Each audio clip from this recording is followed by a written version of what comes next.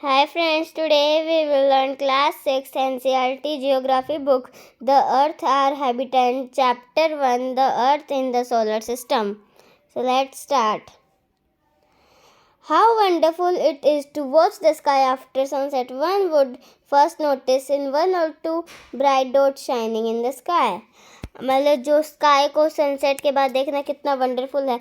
आपने एक या दो डॉट स्काई में देखी हैं. Soon you would see the number increasing. You cannot count them anymore. और आप देखोगे वो जो 1 और 2 डॉट हैं उनके नंबर इंक्रीज होने लगेंगे और आप उनको काउंट ही नहीं कर पाओगे. The whole sky is filled with tiny shining objects. Some are bright, others dim. जो पूरा स्काई है वो इन छोटे छोटे शाइनी ऑब्जेक्ट से भर जाएगा, जिनमें से कुछ तो ब्राइट होंगे और कुछ बिल्कुल डिम होंगे. It seems as if the sky is studded with diamonds. ये ऐसा लगता है कि जैसे स्काई में डायमंड है. They all appear to be twinkling. ये सारे ऐसा ट्विंकलिंग करते हुए दिखते हैं, little stars. But if you look at them carefully you will notice that some of them do not twinkle as others do. अगर आप उसको केयरफुली देखोगे तो आप ये नोटिस करोगे कि कुछ है ऐसे ट्विंकल नहीं कर रहे औरों की तरह. They simply glow without and flicker just at the moon shines. वो सिर्फ ग्लो जब करते हैं जब मून शाइन करता है. कुछ stars. Along with these bright objects, you may also see the moon as on most of the day. In shiny objects के साथ आपने moon भी देखा होगा. It may, however, appear at different time in different shapes and at different positions. आपने moon को हर बार अलग अलग जगह अलग अलग टाइम देखा होगा, अलग अलग जगह पे देखा होगा और अलग अलग शेप में देखा होगा. You can see the full moon only once in about a month time.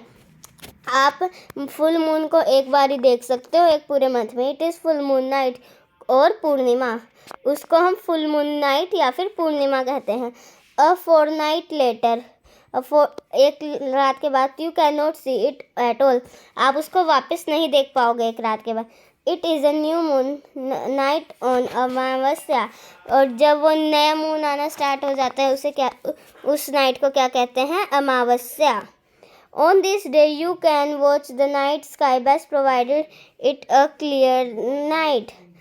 फिर इस दिन आप स्काई को देख पाओगे जो क्लियर नाइट में. Do you wonder why can't we see the moon and all those bright tiny object during the day time? क्या आपने कभी सोचा है कि हम मून को और उन छोटे छोटे टाइनी ऑब्जेक्ट को हम दिन में क्यों नहीं देख सकते? It is because the very bright light of sun does not allow us to see all this bright object of the night sky. क्योंकि जब दिन में जब सन आ जाता है वो सन अलाउ नहीं करता है इन छोटे छोटे नाइट के ऑब्जेक्ट्स को दिखने के लिए. The sun, the moon and all those objects shining in the night sky are called celestial body. ये जो सारे सन, मून है और ये शाइनिंग ऑब्जेक्ट हैं इनको सेलेस्टियल बॉडीज़ कहते हैं. सेलेस्टियल बॉडीज़ को हम हेवनली बॉडीज़ भी कहते हैं. Some celestial bodies are very big and hot. कुछ सेलेस्टियल बॉडीज़ हैं जो बहुत बड़ी होती हैं और गर्म होती हैं. They are made up of gases. वो गैसेस से बनी होती हैं. They have their own heat and light which they emit in large amount. उनके पास उनके खुद की लार्ज अमाउंट में लाइट और हीट होती है. These celestial bodies are called star. इन सेलेस्टियल बॉडीज़ को स्टार कहते हैं. The sun is a star. ये जो सन है वो भी एक स्टार का है. Countless twinkling star in the night sky are similar to the sun. ये जो ट्विंकलिंग स्टार्स हैं जो नाइट स्काई में ट्विंकल करते हैं वो सन की ही तरह होते हैं. But we do not feel their heat और लाइट. लेकिन हम उनकी हीट और लाइट को फील नहीं कर पाते. And they look so tiny because they are very very far from us. और हमें वो इतने छोटे इसलिए दिखते हैं क्योंकि वो हमसे बहुत बहुत ज़्यादा दूर हैं. You must have noticed that all objects look smaller when seen from a distance. अगर आपने ये ज़रूर नोटिस किया होगा कि जब हम किसी ऑब्जेक्ट को देखते हैं दूर से तो वो बहुत छोटा दिखता है. How small an aeroplane look when it was flying at a great height. जो एक एरोप्लेन है वो कितना छोटा दिखता है जब वो फ्लाई कर रहा होता है उसमें. कहाँ पर? स्काई में. While watching the night sky you may notice various patterns formed by different group of stars. जब आप नाइट में स्काई को देखते हो आपने ज़रूर नोटिस किया होगा कि स्टार से डिफरेंट पैटर्न बने होते हैं. These are called constellation. इन्हें ये जो पैटर्न होते हैं इनको क्या कहते हैं?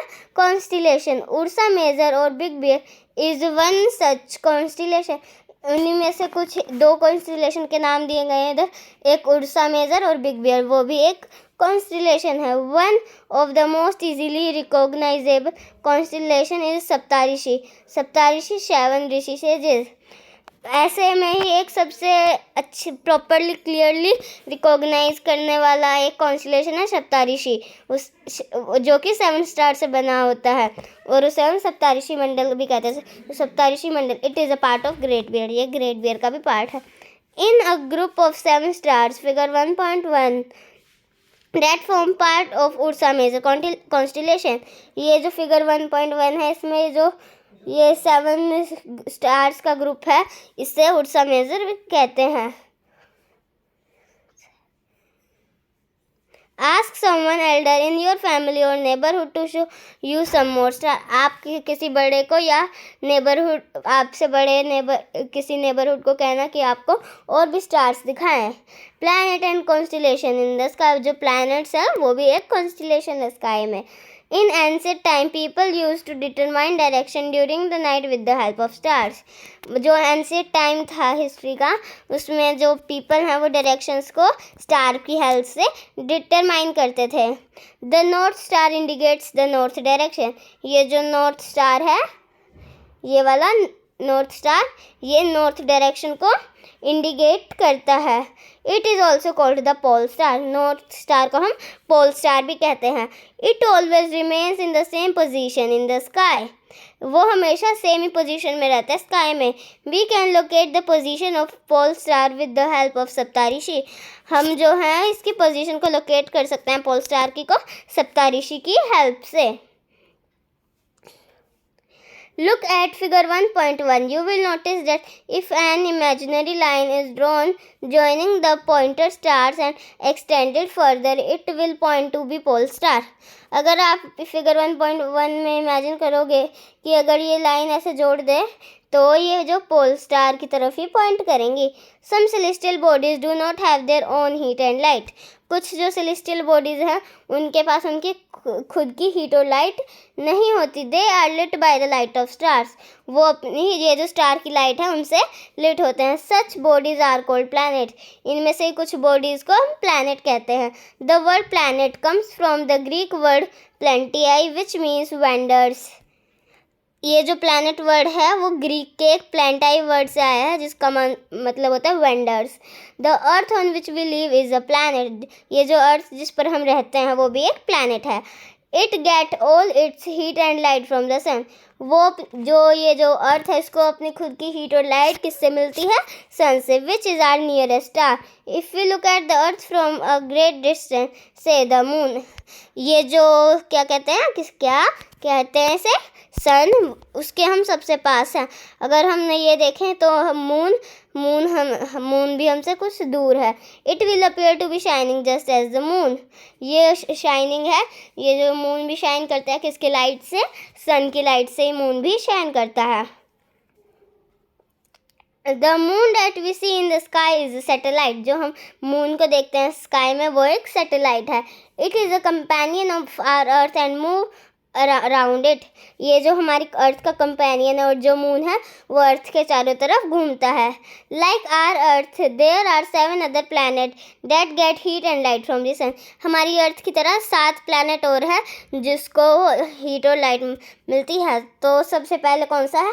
मर्क्यूरी. मर्क्यूरी के बाद वीनस, फिर अर्थ, फिर मार्स, फिर जुपिटर, फिर सैटर्न, फिर यूरेनस एंड लास्ट में है Neptune. Some of them have their moons too. और इनमें से कुछ के पास अपने खुद के मून भी हैं. So leftover chapter we will continue in part 2. So if you like this video, please like it, share it, comment it, and don't forget to subscribe it. Bye friends.